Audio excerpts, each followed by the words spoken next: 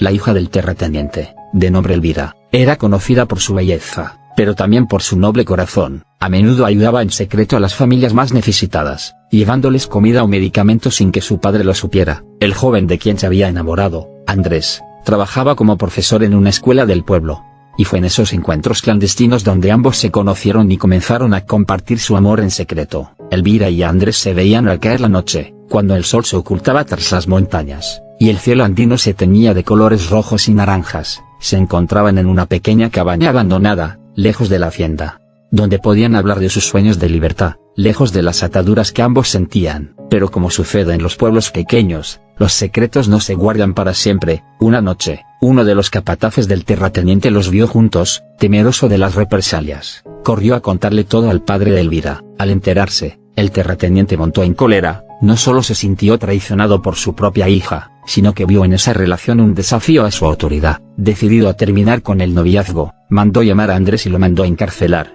Lo acusó de conspirar para arrebatarle sus tierras. Desesperada y sin saber qué hacer, Elvira planeó una fuga para liberar a Andrés, pero en la oscuridad de la noche, mientras intentaba liberar a su amado, una tragedia estaba a punto de suceder. La noticia del compromiso de Elvira con aquel millonario corrió rápidamente por la comunidad. Nadie se sorprendió, pues todos sabían del control que el terrateniente ejercía sobre su hija. Sin embargo, pocos conocían el sufrimiento que esta decisión causaba en su corazón. El millonario, don Aurelio, era un hombre poderoso y frío, que había amasado su fortuna a través de negocios con familias acaudaladas, entre ellas la del terrateniente. Para él, Elvira no era más que una pieza clave para afianzar su estatus en la región. Jamás mostró interés en lo que ella sentía, y mucho menos en los rumores de su amor por Andrés. Mientras los preparativos de la boda avanzaban, Elvira se sumergía cada vez más en su tristeza. Ya no encontraba consuelo en sus paseos por las montañas ni en las cartas clandestinas que una vez intercambiaba con Andrés. Su alma parecía encadenada al mismo destino que había atrapado a tantos de los trabajadores de su padre. En su desesperación, dejó de comer, apenas hablaba y sus ojos se apagaban, como si la vida la estuviera abandonando lentamente. El día de la boda se acercaba, y con cada día, la sombra de la depresión la envolvía más. Pero en medio de aquella oscuridad, Andrés, aún prisionero, no había dejado de pensar en Elvira. Había escuchado los rumores sobre su boda, su amor por ella lo mantenía con vida. Sabía que debía hacer algo antes de que fuera demasiado tarde. Una noche, bajo el resplandor de la luna llena, un grupo de trabajadores, que compartían la rabia y el odio hacia el terrateniente, decidieron ayudar a Andrés. Planeaban un motín para liberarlo y detener la boda. Sabían que el destino de todos ellos dependía de que alguien desafiara al poder que los oprimía. La tragedia de Elvira se convirtió en una leyenda entre los habitantes de la comunidad. Aquella fría noche de invierno, cuando se escapó con la ayuda de su amiga, su corazón latía con una mezcla de desesperación y libertad.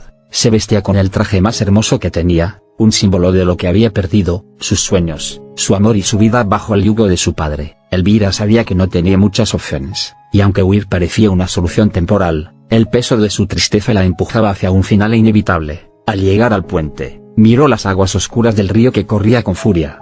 La luna apenas iluminaba la corriente que se arremolinaba bajo sus pies. Sintió el frío en su piel, pero dentro de ella, el vacío era mucho más helado. Con lágrimas en los ojos, recordó los momentos con Andrés, los sueños que compartieron, las risas que alguna vez llenaron su corazón de esperanza. Pero también recordó las cadenas invisibles que la ataban a una vida que no había elegido. Finalmente, en un descuido pisó el vacío y cayó al río, y las aguas la envolvieron de inmediato. El frío la abrazó como una manta gélida, y su cuerpo fue arrastrado por la poderosa corriente. Durante días, semanas, la comunidad buscó desesperadamente su cuerpo, mientras el terrateniente, lleno de furia y dolor, ordenaba que no se descansara hasta hallarla. Finalmente, tras varias semanas, el cadáver de Elvira apareció río abajo, enredado en las ramas de un árbol caído. La noticia recorrió el pueblo como un susurro aterrador, y el funeral fue un evento silencioso y lúgubre. Nadie habló, pero todos sabían la verdad. Elvira había sido víctima no solo del río, sino de las decisiones que otros tomaron por ella.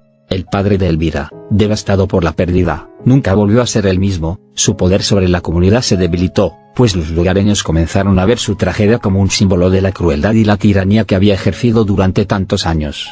Algunos decían que, en las noches más oscuras, se podía escuchar el eco del lamento de Elvira, recorriendo los valles y montañas, como un recordatorio de lo que sucede cuando el amor y la libertad son arrancados de un alma.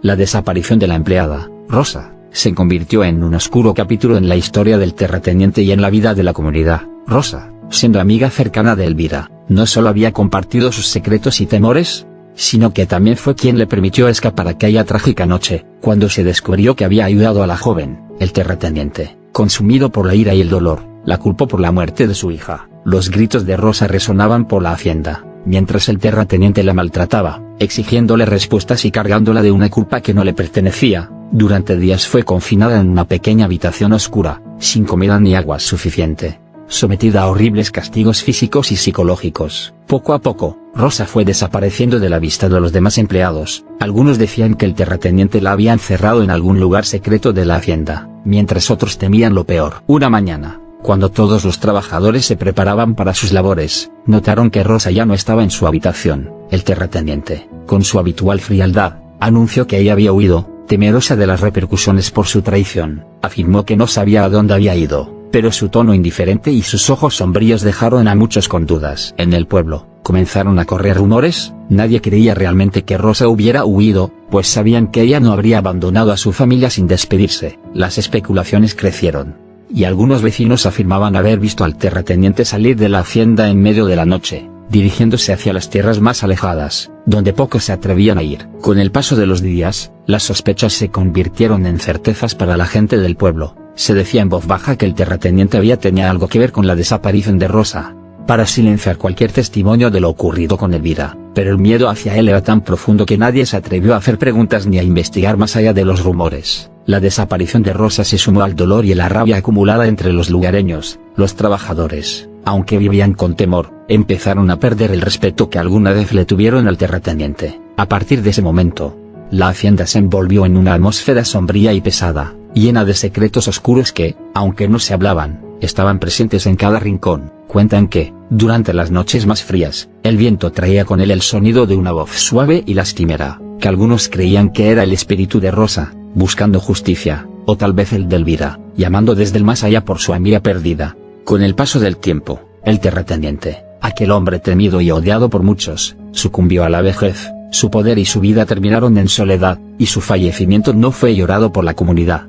Nadie olvidó las tragedias que había dejado tras de sí: la muerte de su hija Elvira, la desaparición de Rosa, y los años de maltrato a los trabajadores de su hacienda. Tras su muerte, la hacienda fue heredada por sus sobrinos, quienes, aunque no compartían el mismo carácter tiránico de su tío, tampoco lograron borrar el oscuro legado que dejó. Los sobrinos intentaron modernizar las tierras y mejorar las condiciones de vida de los trabajadores, pero algo en la hacienda siempre parecía estar mal. Los lugareños, que habían trabajado ahí durante años, empezaron a notar que, a pesar de la ausencia del viejo terrateniente, algo seguía presente en esas tierras, especialmente cerca del río, donde las tragedias de Elvira y Rosa parecían haber dejado una huella permanente. Por las noches, aquellos que trabajaban hasta tarde o los que pasaban cerca del río afirmaban escuchar voces que susurraban en el viento. Algunos decían que era el lamento de Elvira, cuyo espíritu nunca encontró paz después de su trágica muerte.